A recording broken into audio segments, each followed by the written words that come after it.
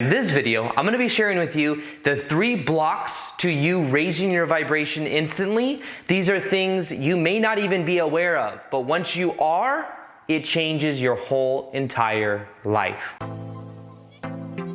Welcome back to another video. My name is Aaron and I help people expand their consciousness.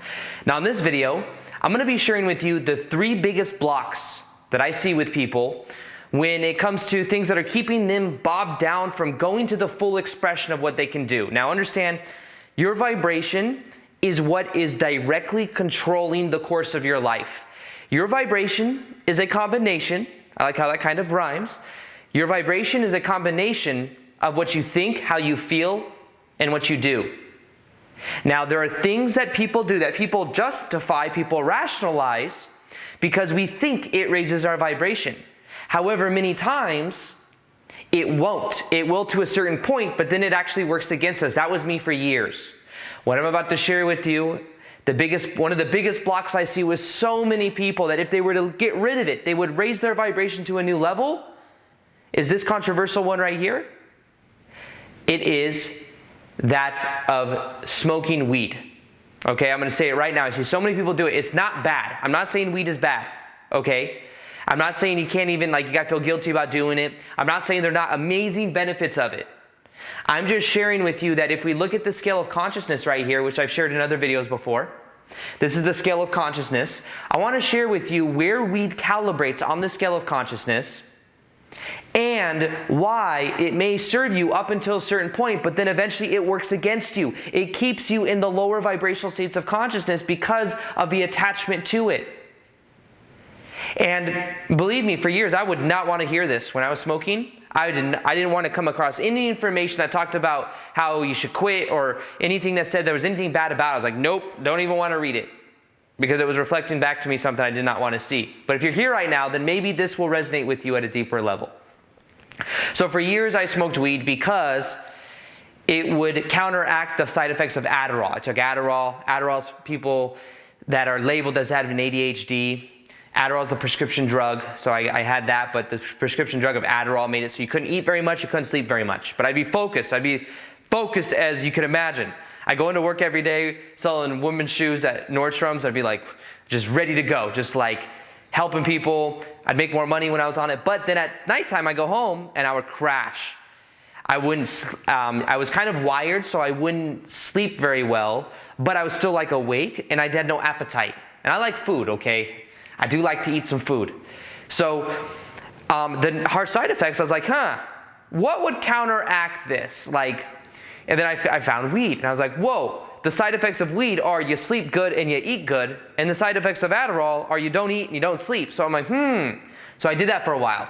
And then I ended up liking weed, and I was like, I would read something online, I was like, oh, weed's not, weed, you can overuse weed. It's like, no, you cannot overuse weed. Or anything that was bad about it, nope, it's people, the brainwash, nope, it's good. And that's where I was for a long time. But then what happened, this is what happened. I went through a spiritual awakening, and my vibration raised over that of where weed calibrates. And then as I raised my vibration, I would go back to the weed, and it would bring me the weed. I sound so old. I would go back to the weed, the pot, and it would bring my vibration down. And I was like, why do I not feel as good as I used to? And this was why. Let me share with you this scale of consciousness right here that you see.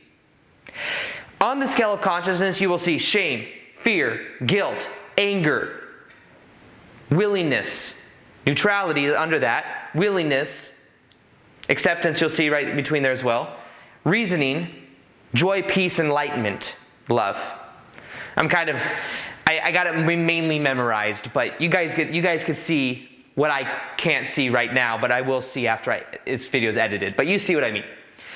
Weed, let's look at alcohol first off, okay?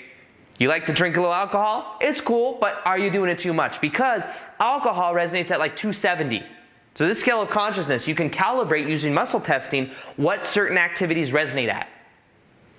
Now, one of them is you might test alcohol. Alcohol resonates at 270, which is very ironic because 270 is courage. What do we call alcohol? We call it alcohol, but we call it liquid courage. Ooh, Look at that correlation. Ooh, that's so cool. So courage right there. Then what we see is that's where weed resonates. Or that's where alcohol resonates. Right about 270, which isn't very high. Then what happens is we got weed. Well, guess what? Weed resonates higher than alcohol. Weed resonates at 350. 350 is acceptance. What happens when you smoke weed? If you smoked weed, then you just kind of chill. It's kind of like you just accept the moment. Let's put on some good music. Let's go eat some food. Let's accept it, Just accept life in general. Why bang yourself up? Why not just go home and relax? Not everyone that smokes weed. I'm not generalizing it. I'm just saying that when we look at it, acceptance makes a lot of, when you test it, it's acceptance. It makes a lot of sense as well. It's like liquid courage for alcohol. Acceptance for that of weed makes a lot of sense because you're more chill. You're more relaxed. Now, here's the thing.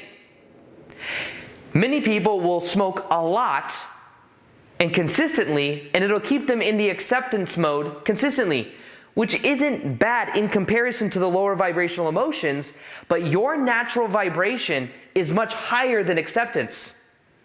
You can be in reasoning, understand your beliefs create your reality. And then love, unconditional love, you tap into that, but every time we smoke, it'll bring us back down to that acceptance stage.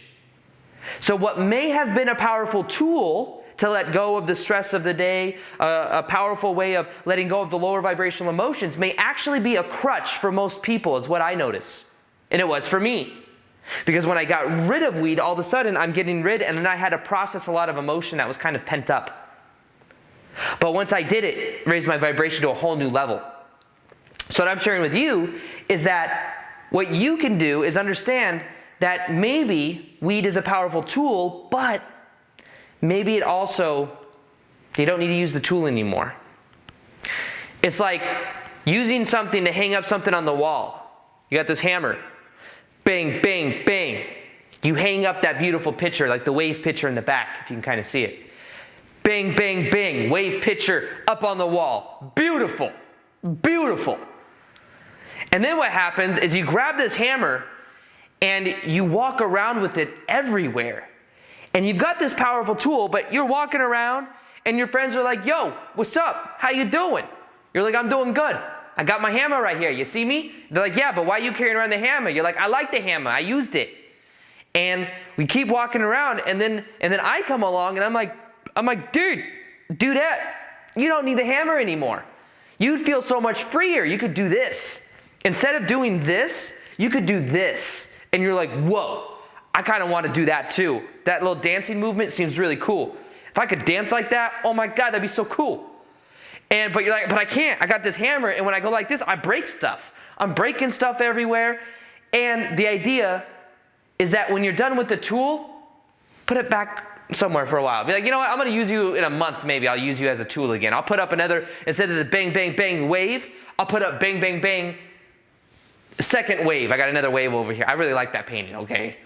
So you can use the tool when you need it, but when you're done using it, let it go, because it's holding you back. It's holding you back from doing this, okay? Do you want to do this, or do you want to just do this? It's all serious, Alan Watts said that. It's once you get the message, hang up the phone. Once you're done with the hammer, hanging up the picture, put the hammer away, okay? That's the idea, is to become aware of the hammer you may be carrying around. It may be holding you down into a lower vibration. A lot of people that smoke weed, that's what I notice. Not judging. I'm not like, yo, I notice that you holding yourself back. You could be so much more successful.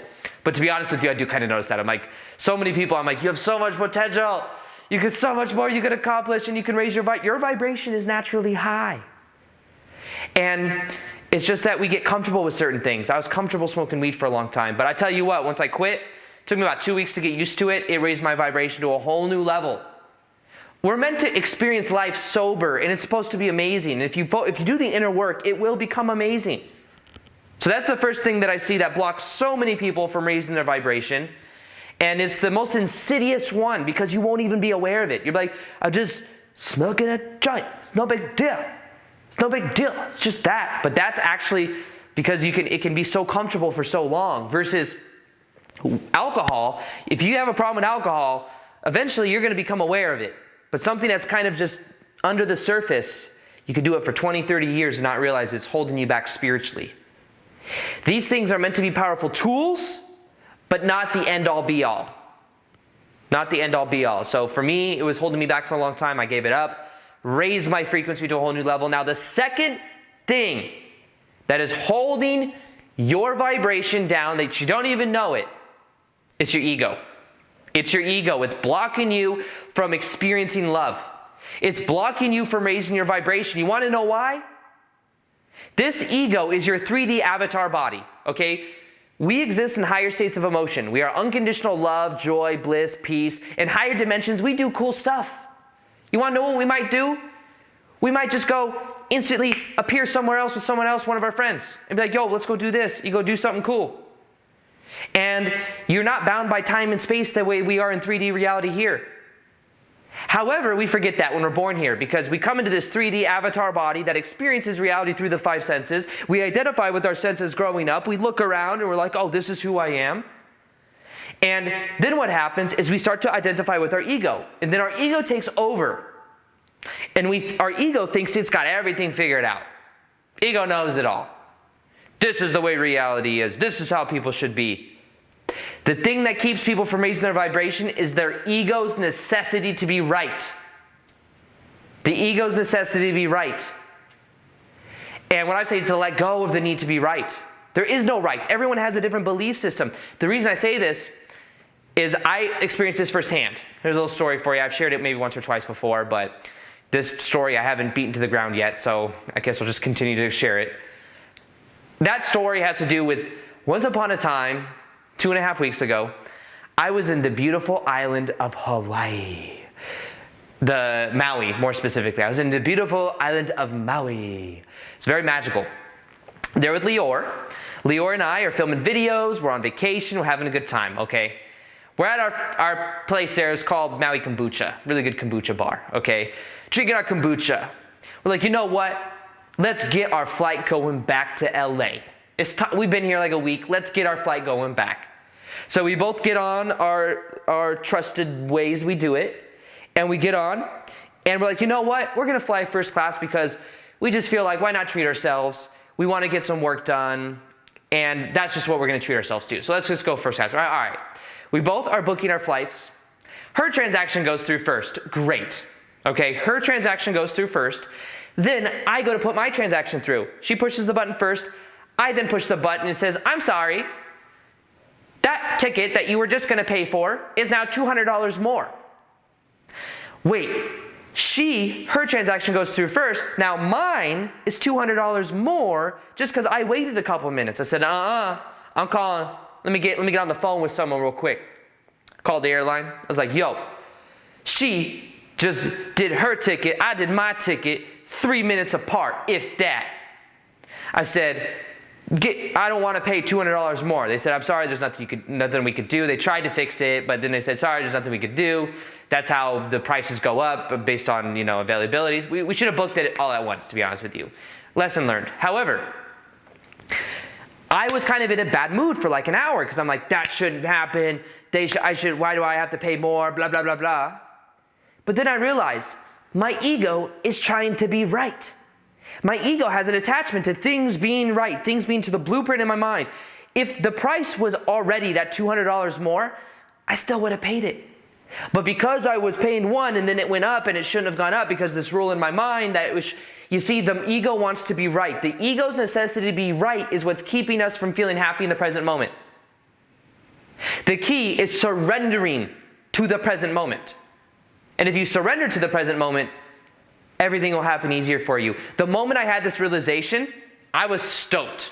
I was like, take my money. At first I was kind of mad. I was like, okay, thank you, have a nice day. And then I called them back like an hour later. I was like, okay, I'll take that ticket.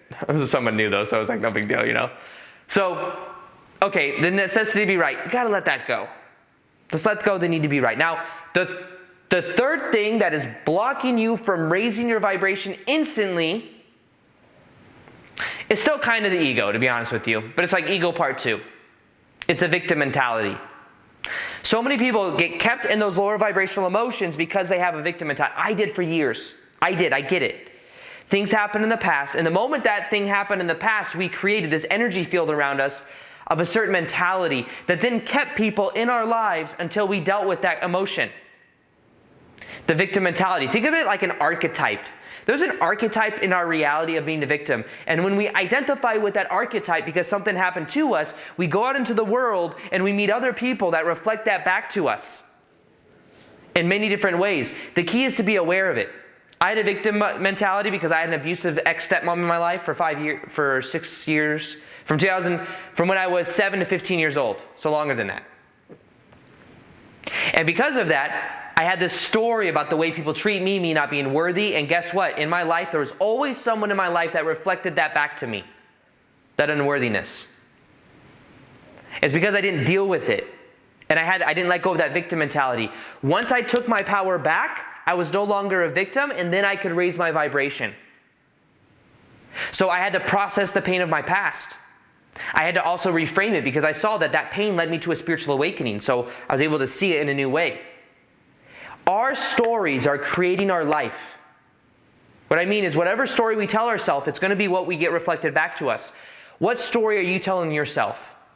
Are you a victim or are you a victor?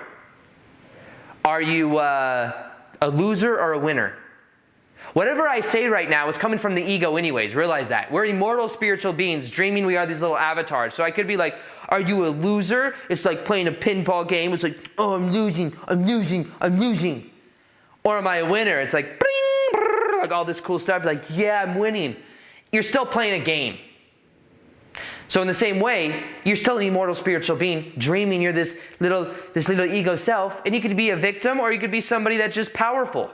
We don't have to be like, I'm a winner, you're a loser, because then that creates separation. That's why I'm kind of sharing it in this way. But the thing that will hold you back is believing that you are some victim, believing that you are some limited character. Change the story you tell yourself, because then your life will change. So these are the 3 biggest blocks, which will look like 6 because I have 2 hands. These are the 3 blocks that are keeping you from raising your vibration. If you can, I would say smoke less weed if you're smoking. Not because, just be honest with yourself. But see that some things may be keeping you within a certain frequency range. Make the intention to raise your vibration. Let go of the ego's necessity to be right. And choose to be happy. Just choose to be happy. And then thirdly, get rid of the victim mentality by realizing you're an immortal spiritual being. You can let go of the archetype. You can be empowered. You can change your story right now and let that be something that you grow from, and it will change your life in a powerful way. Now, if you want to as well complete the past, one of the most powerful meditations I've ever created is on completing the past. So it's exactly just that, and feeling 100% worthy, whole, and complete. Listen to it for 21 days. It will transform your life if you do that. Read the comments just to see what is possible.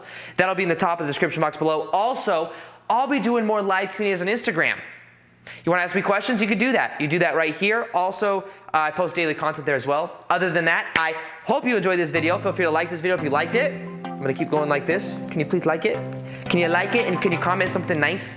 Say something nice to someone else. Like someone comments something, compliment the person ahead of you. And just keep doing that. Let's see how many comments we get. Let's spread positive energy, because that's what life is about. And that will also raise your vibration. So with that being said, I hope you enjoyed this video. Peace, much love, and namaste.